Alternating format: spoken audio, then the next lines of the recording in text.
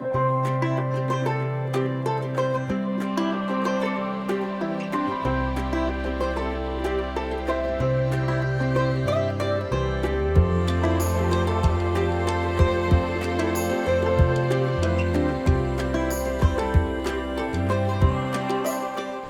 morning everyone, it's Maxine here from Northumberland Zoo and welcome to this week's Zoo News Update.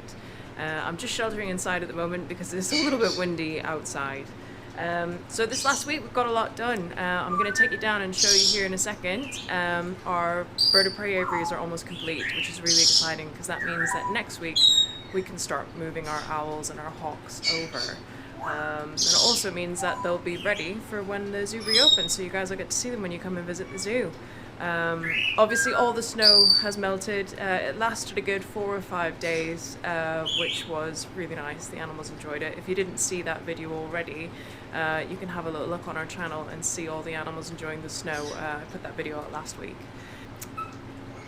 We got the foundations laid for our new Meerkat House.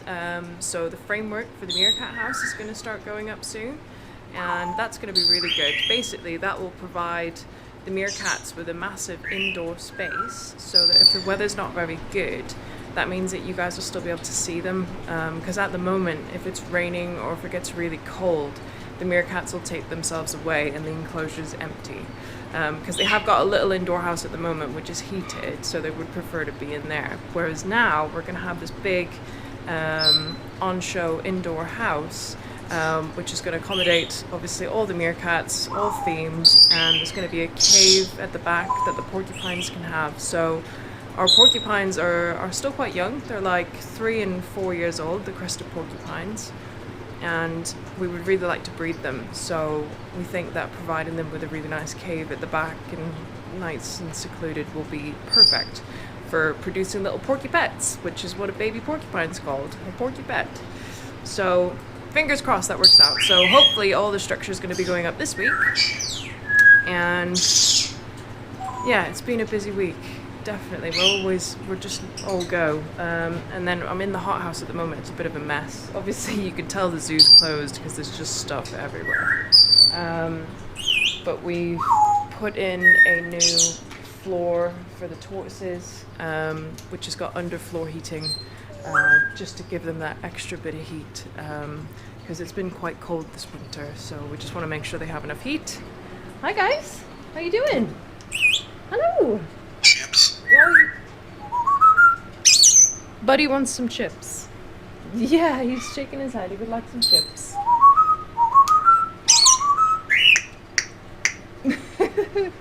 So these are our African Greys. We might as well have a look at them because they want attention. And obviously they haven't seen people in ages, so you know they get, other than keepers obviously, but you know they get really excited when people come in. So Buddy's the one up on top here. He's the one that's shaking his head. Yeah, hi Buddy.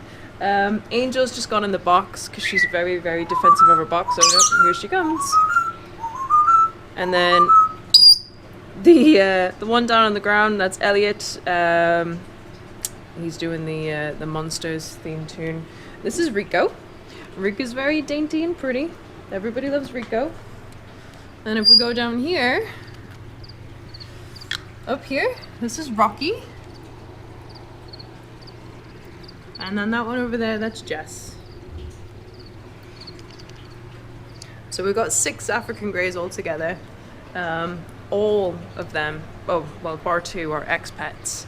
Hence why a few of them have a few feather issues. When they're kept in people's houses and they're not looked after properly and they don't have enough enrichment and stuff to do because they're so intelligent, they have the same intelligence of like a 6-year-old. When they're kept inside and not kept occupied, then they get this habit of plucking their feathers, so they start pulling all their feathers out. Now, since we got Rocky, we got him like 4 months ago maybe. He was completely bald, but now he's growing his feathers back, which is really cool. Yeah, they're all looking really, really good. You good? Yeah? Who's a good boy? Yes. Oh, you're so pretty. Oh well, enough of them. Let's go out into the wind day and go and see what's happening down at the aviaries.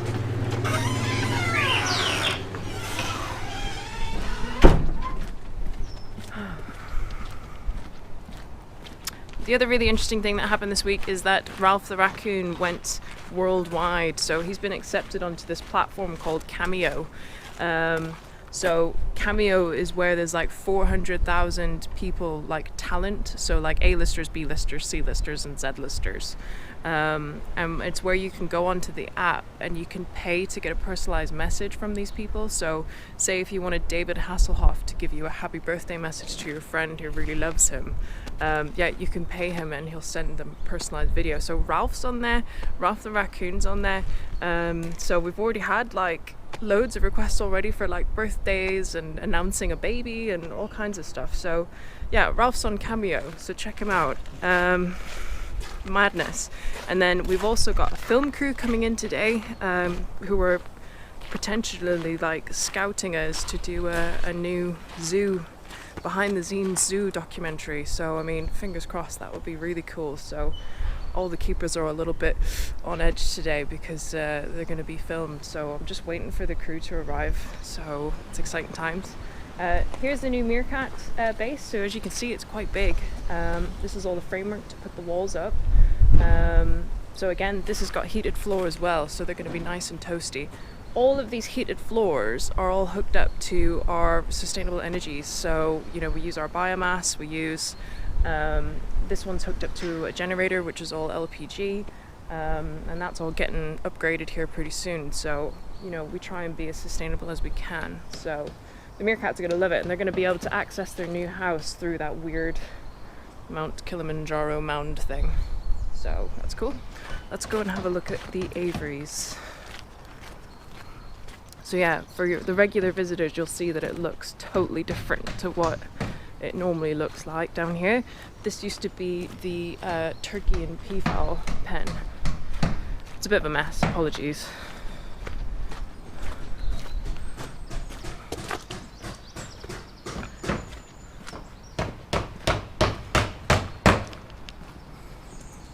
So we're just opposite the Arctic foxes.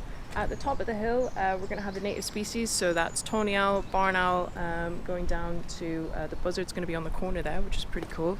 Trying to zone the species, so on this side here we'll have the snowy owls, and they'll be opposite the Arctic foxes, so it's kind of all kind of in keeping. But the aviaries look really, really smart, like really smart. And then some of our bigger owl species, like the great grey owl, and the Ural owl, and the Asian brown owl, they're going to be heading down the bottom here, and the Bengal eagle owl. So the whole reason behind doing these aviaries was to provide the birds with more space, to provide them with aviaries that have a higher point, because obviously this is all built on a hill, so the birds can sit at the top of the enclosure and they actually work out. They're like twice as tall as you than what they would be in like a flat enclosure. So birds like being up a height. They also have a really nice view, which is good. And the ground is actually living, so that means that we can plant them up. The existing aviaries where they are now, they have worked for us, but they have a solid ground, which basically means that we can't plant plants or anything in them. There's like 1 or 2 trees planted, but you may have noticed they're just very barren. So this will provide us with a lot more greenery. The enclosures will look a lot more natural, and obviously these birds are still going to get used for displays and shows, so the keepers will be accessing them from here, so they'll live in here and they'll get to go be in the shows still, so it'll just be so much nicer for them. The next part of the aviary development is to actually completely redo the eagle owl enclosure. So it's a huge aviary down here. It was actually one of the first enclosures that was built here, probably like 7 years ago now, which is insane. So these guys are going to get an aviary just built a little bit further over there, and we need a few more aviaries because we've got too many birds. So the eagle owls will go that way, and then we'll fit the rest of the birds of prey up here. So we'll get them all themed and all matching, which will be really cool. So yeah, we've been busy as always. So anyways, if you guys haven't already, it'd be great if you could like this video and subscribe to our channel. We're obviously trying to build up our YouTube following and try and support the zoo during this time, because we're obviously still locked down. We're hoping to get news on Monday whether or not when we can reopen. We're hoping for early March. But yeah, if you haven't already, if you could subscribe to the channel, that would be much appreciated. Comment below with anything you think about our developments. And yeah, we shall see you next week. Bye guys.